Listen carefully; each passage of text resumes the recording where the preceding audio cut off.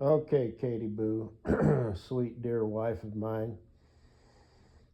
To fly um, from a local airport that's around here, some smaller airport, um, in a twin engine Piper Seminole, um, would take, we'll just say like 5 hours averaged out, depending on the wind, with one fuel stop. Um, and then when I got there, the price of avgas, which is not cheap. And then it'd probably be easier for me to land at a smaller airport in Chicago.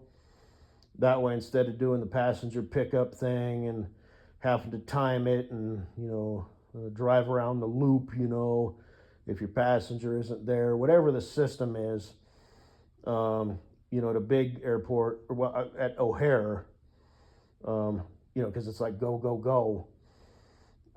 It'd be easier just to pick me up at a smaller airport, and you can just park in the parking lot and walk over and wait for me. But then that means if I owned a Piper Seminole, it's not short takeoff and landing capable.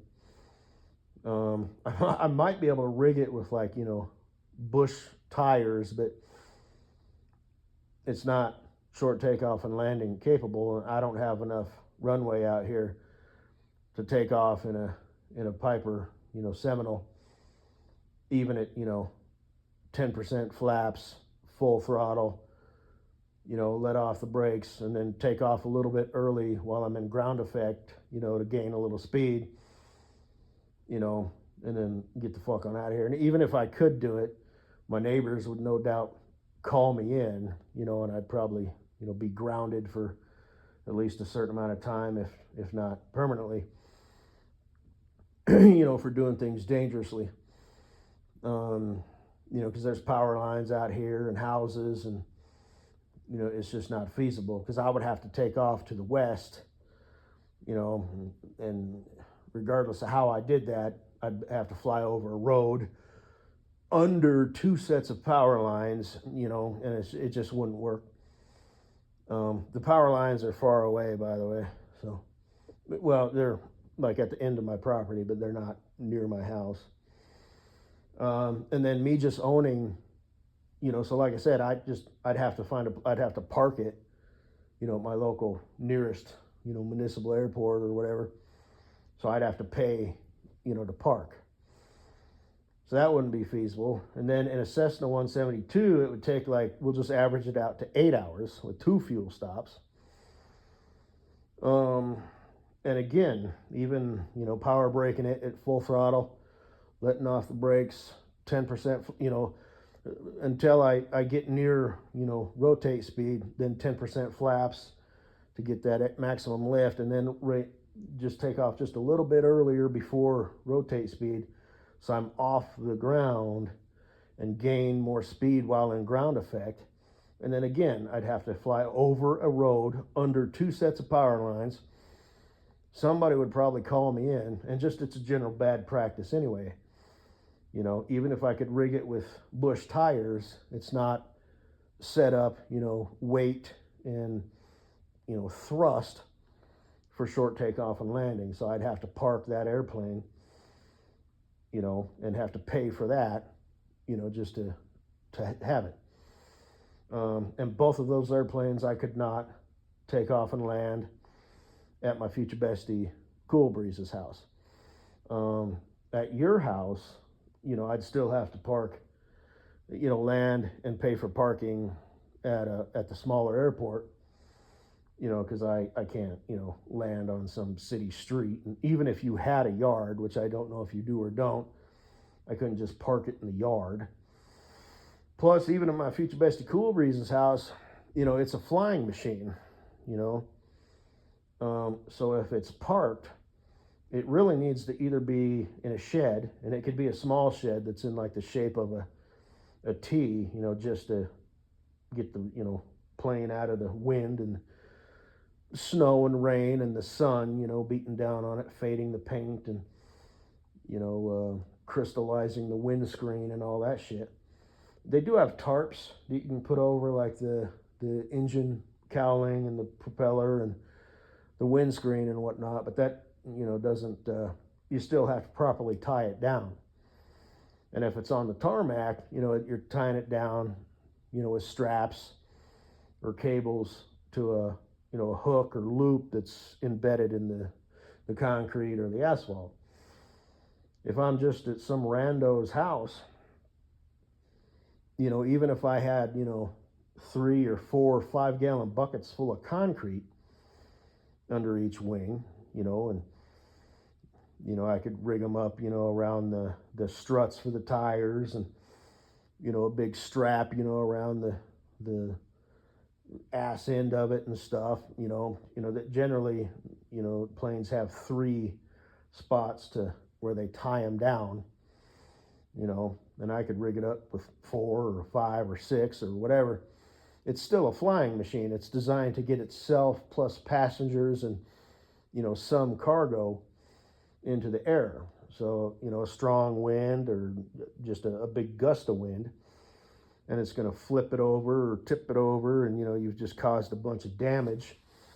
And now you're stuck, it might not be airworthy at that point, so you have to fix it before you can fly it. And you got to go back to work on Monday or whatever, that just causes problems. Now I could build like a little shed, on my future bestie Cool Breeze's property, but he might not be keen to that. He wouldn't have to maintain a smooth runway, with mowed weeds, per se, he'd have to keep them mowed down, decent.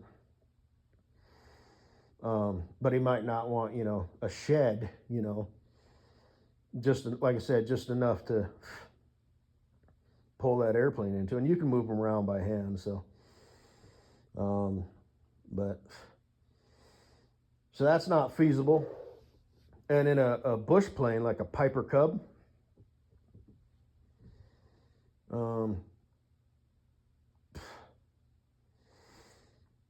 I kind of got heartburn. I took 1 Tums. I had some cheeseburgers with onions, but it's probably going to pick that up on the fucking phone because I keep swallowing. It's fucking irritating as shit.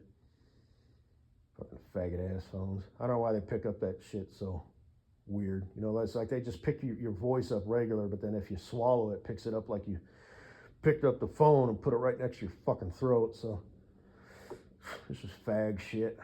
But so Piper, I don't know what their cruising speed is, but it's kind of a low and slow putt configuration. It basically said, we'll just say like 12 hours with like 3 or 4 fuel stops. So even if I wanted to hardcore it, and had access to 24-hour fueling, late at night or whatever, I mean, that's damn near as long as it takes to drive. I think it's like 13 or 14 hours to just drive from my house to Chicago. And I didn't look how far it is from my house to Sturgis. I will after I press the red button. But so anyway, it looks like we're going to have to do this the old-fashioned way. It sounds like it would be cheaper and faster. So, I mean, I'd have to drive to DIA and get there 2 hours early before my flight. So, and it takes about 45 to 50 minutes to drive to DIA. So, 1, 2, 3, 4, 5. So it would be about a 5-hour ordeal. But that's the cheapest and quickest and most feasible. I mean, in a Piper Seminole, like I said, it would be a 5-hour ordeal. Well, no, because I'd have to drive to wherever I had it parked. And then like I said, that I already discussed that. It's just I could take off, short and take off landing at my place. and I could land and take off, at Cool Breeze's place. So that's not a problem. So I wouldn't have to pay for parking. It would still take, all day. And I'd fly it in one shot. I wouldn't stop and do the motel thing. And I'd have to call a cab or Uber or whatever, to go to the nearest place. I don't think airports have motels. At least I've never heard of one or seen one, at the smaller ones. The big airports have a bunch of motels or hotels nearby, but not on the airport property, so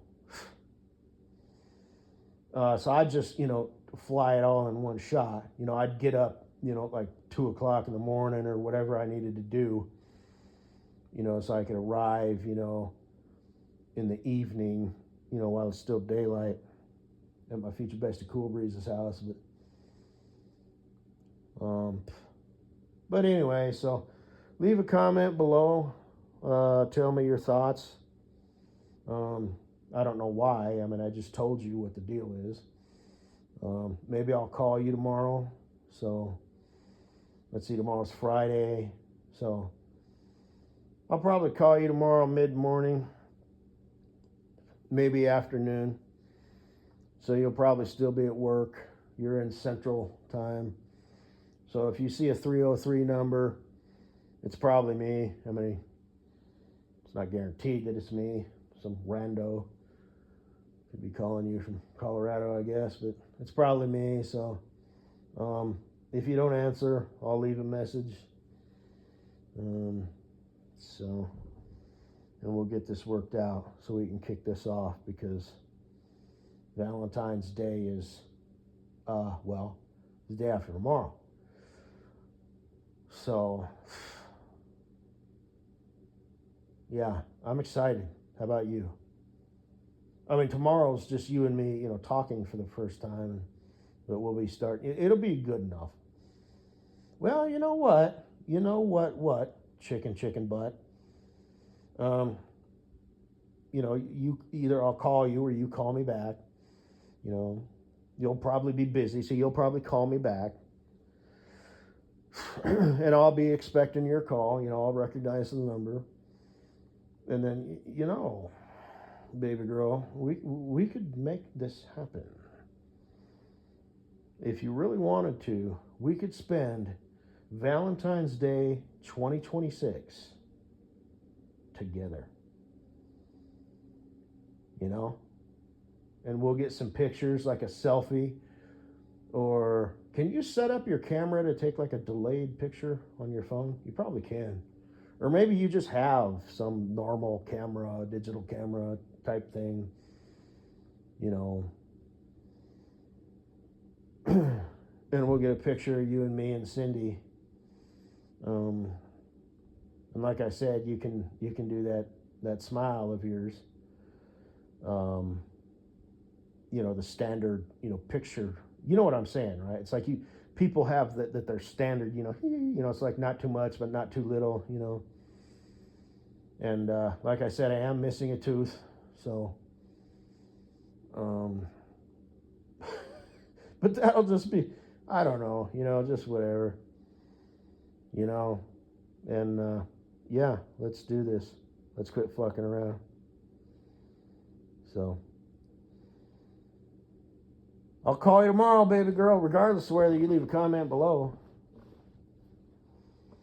So, yeah, talk to you soon. Like, real soon.